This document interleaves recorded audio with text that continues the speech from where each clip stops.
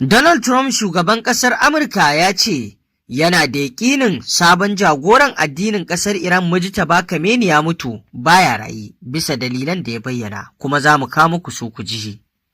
Haka zalika Amurka ta ce za ta ci gaba da toshe mashigar ruwan Iran daga ranar Talata ta yau 14 ga watan 7 na shekara ta 2026. Masu saurare ku gyara zama domin jin waɗannan rahotannin labarai da muke tafa da su daki-daki dalla-dalla daga gabas ta tsakiya. Amma bari mu fara da rahoton da yake bayyana kalaman Donald Trump, inda yake tabbatar da cewa Mujtaba Khamenei sabon jagoran addinin ƙasar Iran ya mutu baya raye. Shugaban Amurka Donald Trump ya ce yana da yaƙinin cewa Mujtaba Khamenei ɗan marigayi Ayatollah Ali Khamenei ya mutu, yana mai cewa akwai yiwuwar hakan da kashi 90 cikin 100. Trump ya bayyana haka ne a wata tattaunawa ta wayar tarho da ya yi da gidan talabijin ɗin Fox News, inda ya ce Khamenei ya mutu. Ya ce akwai yiwuwar hakan da kashi 90 cikin 100 cewa ɗan ya mutu. Tun bayan yakin da aka yi, ba a sake ganin Mujtaba Khamenei a bainar jama'a ba, kuma ba a fitar da wani sabon hoto ko saƙon murya ko bidiyonsa ba. Ko da yake kwanaki biyu da suka gabata an wallafa wani hoto a shafin intanet na jagoran Iran, babu wata shaida da ke nuna cewa hoton na kwanan nan ne. Trump ya kuma sake jaddada ikirarinsa cewa an lalata rundunar sojin ruwa da ta sama ta Iran tare da wato tsarin kariyar ƙasar, sannan ya ce an kashe manyan kwamandojinsu. A yayin tattaunawar, shugaban na Amurka ya ce an cimma matsaya kan nukiliyar Iran bayan wata ganawa da ta ɗauki sa'o'i 11, sai dai bai bayyana cikakken bayani kan taron ba. Ya kuma zargi Iran da yaudarar shugabannin Amurka tsawon shekaru 47 da suka gabata, ciki har da Bill Clinton, George W. Bush da kuma Barack Obama, yana mai cewa Obama shine mafi muni a cikin su. To idan muka yi kallo zuwa ga wannan kalamai na Donald Trump shugaban ƙasar Amurka da ya ce an cimma matsaya a kan wai cewa sun cimma komai kan nukiliyar Iran a tattauna da suka yi sa'o'i 11, sannan bai bayyana cikakken bayani kan taron ba. Na farko da suwa aka tattauna, a ina aka tattauna, suwaye suka yadda da wannan batu da har ya fito yake wannan magana. Kuma sannan yana batun cewa wai yana da yaƙinin Mujtaba Khamenei ya mutu. To in dai har aka kalli irin wannan, to fa ba wai abu ne sabo ba. Donald Trump ya sha fitowa ya faɗi maganganun da suka yi masa daɗi, ya kuma faɗi shaci faɗinsa, daga bisani kuma a fito a gaba haka bane. Dan a yanzu wato Mujtaba Khamenei ba su ga hotonsa ba, ba su ga bidiyonsa ba, ba su kuma ga saƙon muryarsa ba, to wai shi ya sanya suke ganin cewar Mujtaba Khamenei ya mutu. Kuma wannan batu ne na Donald Trump ba na wani ba, kuma duk wannan al'amura ne da suke so su sanya wato shi Mujtaba Khamenei ya fito bainar jama'a.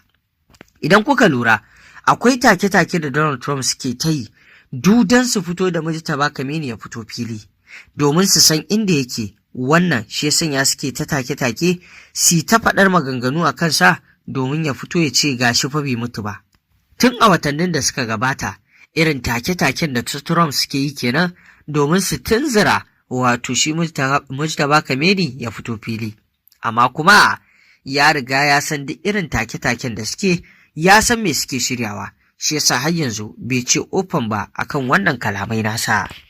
Kuma haka zalika wani babban al'amarin ma, abin da ya ƙara bawa Donald Trump ƙwarin gwiwar ya fito ya wannan magana ba wani abu bane ba illa jana'izar mahaifinsa da aka yi Ayatollah Ali Khamenei. Duk miliyoyin mutanen da aka tara, ba a ga fuskar sabon jagoran addinin ba, kuma ya ci a ce ya fito, kuma bai fito ɗin ba, wanda a yanzu za a iya kallon abin da fuska biyu. Misali an ce bai fito ba saboda tsaro, zai iya kuma ya fito an yi jana'izar da shi fuskarsa bata nuna ba, komai mai iya yiwuwa ne. Domin idan ya shigo cikin wata shiga da ba za a iya ganewa ba, sai a gudanar da komai ma tare da shi, ba tare da kowa ya sani ba. A yanzu dai Donald Trump yana so ne ya tunzuro shi ya fito bainar jama'a domin su yi abin da suka ga dama. Kuma a yanzu ana kan wani ƙadami da sabon jagoran addinin ƙasar Mujtaba Khamenei yana ci gaba da ayyukansa inda yake ba tare da bayyana ba. kuma yana ba da umarni kan abubuwan da suka kamata.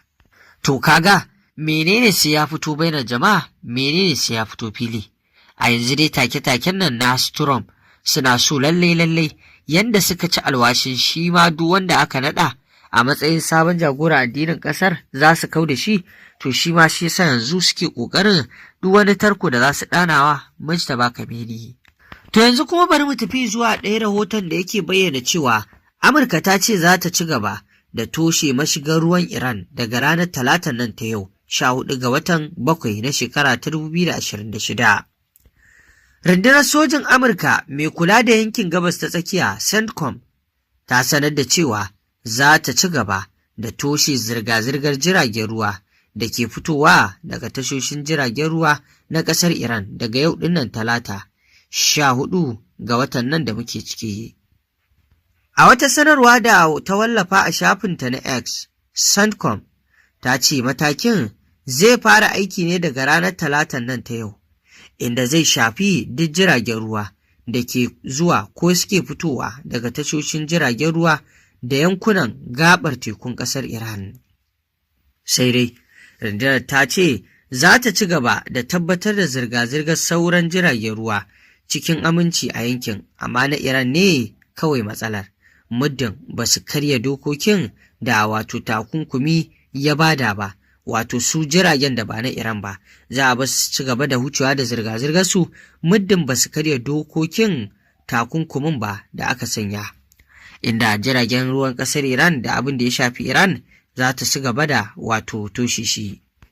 Dama shugaban Amurka Donald Trump ya sanar da cewa gwamnatinsa za ta sake ƙaƙabawa wato Iran wannan takunkumi kan zirga-zirgar jiragen ruwa masu hulɗa da Iran. Kaga kenan idan suka hana duk wasu jirage masu mu'amala da Iran suka sa musu takunkumi, kaga abin zai bayi zuwa ga su a matsa su, haka zalika Iran ma an matsa ta. Idan aka matsa su duk su biyun, su waɗancan jirage za su iya wato bin abin da Amurka take so domin su cimma abin da suke so su ma. To kaga kenan an matsa Iran. A cewar CENTCOM, sabon matakin zai biyo bayan irin takunkumin da Amurka ta aiwatar tsakanin 13 ga watan Afrilu zuwa 18 ga watan Yuni.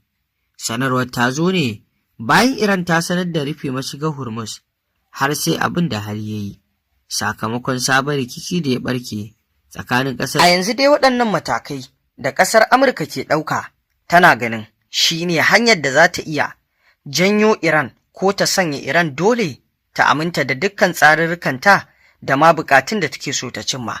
Amma sai dai alamu na nuna cewa Iran fa ba wata ƙasa ce da za a yi mata irin wannan abin na takura ta ji ba, domin shekaru 40 da wani abu tana cikin takunkumi wanda yake a ƙaƙaba gare ta mafi ƙarfi, ba ta ji wani abu ba, ba ta wani abu ba, sai wannan na lokaci.